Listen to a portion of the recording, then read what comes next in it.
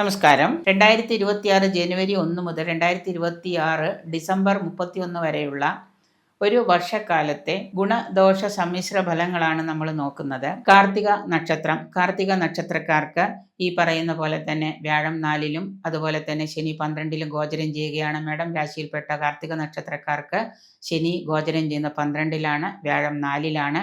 ധാരാളം അവസരങ്ങൾ നിങ്ങളുടെ മുന്നിലേക്ക് വന്നു ചേരുന്നുണ്ടെങ്കിലും 2025 കാർത്തിക നക്ഷത്രക്കാർക്ക് ധാരാളം ബുദ്ധിമുട്ടുകൾ, വാഹനാപകടങ്ങൾ, അതുപോലെ തന്നെയുള്ള പ്രതിബന്ധങ്ങളും ബുദ്ധിമുട്ടുകളും ഒക്കെ നിങ്ങൾ അനുഭവിച്ചിട്ടുണ്ട്. കാരണം നല്ലൊരു വർഷമാണ് എന്ന് ചിന്തിച്ച 2025 ഒരുപാട് പേർക്ക് പ്രശ്നങ്ങളിലൂടെ കടന്നു പോകേണ്ടി വന്ന ഒരു വർഷമാണ്.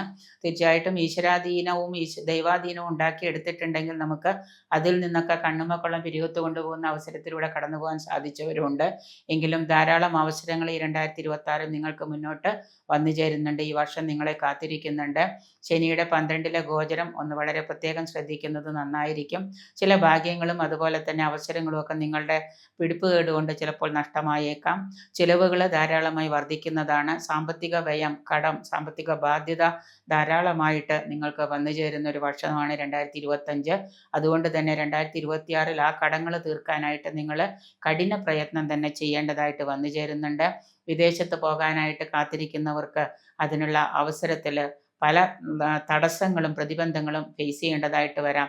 2025 നിങ്ങൾ പണമൊക്കെ കൊടുത്തിട്ട് അത് നഷ്ടപ്പെടുകയും ഏജൻസികളിൽ നിങ്ങൾക്ക് നിങ്ങളെ ബുദ്ധിമുട്ടിക്കാനുള്ള രീതിയിലുള്ള മാറ്റങ്ങളൊക്കെ ഉള്ളതുകൊണ്ട് ഇനിയെങ്കിലും നിങ്ങൾ വിദേശത്ത് പോകാനായിട്ട് പണം കൊടുക്കുന്നുണ്ടെങ്കിൽ ശ്രദ്ധിച്ച് കൈകാര്യം ചെയ്യേണ്ടതാണ്. പ്രണയകർത്താക്കളായിട്ടുള്ള ആളുകൾക്ക് അവരുടെ കുടുംബാംഗങ്ങളുടെ എതിർപ്പുകളെയൊക്കെ അവഗണിച്ച് തന്നെ മുന്നോട്ട് പോകേണ്ടതായിട്ട് വരാം. എതിർപ്പുകളെയൊക്കെ അവഗണിച്ച് ചിലർ വിവാഹത്തിനൊക്കെ തീരുമാനം എടുക്കും. പക്ഷെ അത് ഭാവിയിൽ നിങ്ങൾക്ക് ഇപ്പോൾ ദോഷം ചെയ്യുന്നത് കൊണ്ട്, നിങ്ങളുടെ സമയം ശനി നിങ്ങൾക്ക് അനുകൂലമല്ലാത്തത് കൊണ്ട് തന്നെ പ്രണയകർത്താക്കൾ ചിലപ്പോൾ വിവാഹത്തിലേക്കൊക്കെ എത്തിപ്പെടുകയാണെങ്കിൽ പിന്നീട് അത് നിങ്ങൾക്ക് ഭാവിയിൽ ദോഷം ചെയ്യും. അതുകൊണ്ട് വളരെ ശ്രദ്ധയോടുകൂടി നിങ്ങൾ കാര്യങ്ങൾ കൈകാര്യം ചെയ്യാം.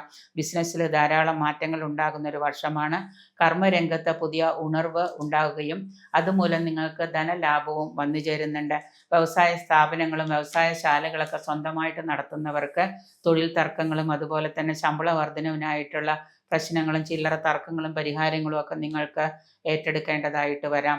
അടക്കും ചിട്ടയുമായിട്ട് ഒരു ജീവിതത്തിൽ നല്ലതുപോലെ മുന്നോട്ട് കൊണ്ടുപോകാൻ കാര്യങ്ങളെങ്കിൽ നിങ്ങൾക്ക് വിജയം കൈവരിക്കാൻ സാധിക്കുന്നതാണ്. വിദേശത്തെ പ്രോജക്റ്റുകളിലൊക്കെ പണം ഇൻവെസ്റ്റ് ചെയ്തിട്ടുള്ളവർ അതിൽ നിന്ന് ലാഭം കിട്ടാൻ കുറച്ചുകൂടി കാത്തിരിക്കേണ്ടതായിട്ട് വരാം. 2026 വർഷ അവസാനത്തോടു കൂടി നിങ്ങളുടെ ലാഭങ്ങളൊക്കെ കുറേശ്ശെയായിട്ട് വന്നു തുടങ്ങുന്നതാണ്. ആരെയും കണ്ണടച്ച് വിശ്വസിച്ച് നിങ്ങളുടെ ജോലികൾ അവരെ ഏൽപ്പിക്കാതെ നിങ്ങൾ തന്നെ നിങ്ങളുടെ സ്വയം ജോലികളൊക്കെ ഏറ്റെടുത്ത് നടത്തുന്നത് നന്നായിരിക്കും. നിങ്ങൾക്ക് കൂടുതൽ ലാഭത്തിനായിട്ട് നിങ്ങളുടെ കർമ്മരംഗത്തുള്ള ഉത്തരവാദിത്തങ്ങൾ ആരെയും വിശ്വസിച്ച് ഏൽപ്പിക്കരുത്. കൂടുതൽ നേട്ടങ്ങൾക്കും അതുപോലെ തന്നെ കൂടുതൽ അനുഭവയോഗ്യമായിട്ടുള്ള കാര്യങ്ങൾക്കും നിങ്ങൾ ശനീശ്വര പ്രാർത്ഥനകൾ ചെയ്യുക.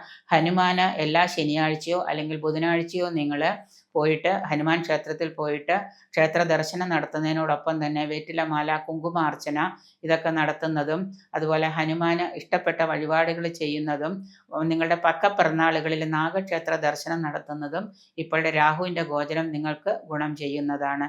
നിങ്ങളുടെ ഗുണാധിക്യങ്ങൾക്കായിട്ട് അതുപോലെ ശനിയാഴ്ച ദിവസം പറ്റുമെങ്കിൽ ഒരു നേരമെങ്കിലും ഭക്ഷണം കഴിച്ച് ഒരു വ്രതം, ഉപവാസം എടുക്കുന്നത് വളരെ നന്നായിരിക്കും ദോഷഫലങ്ങൾ കുറയ്ക്കുന്നതിന്.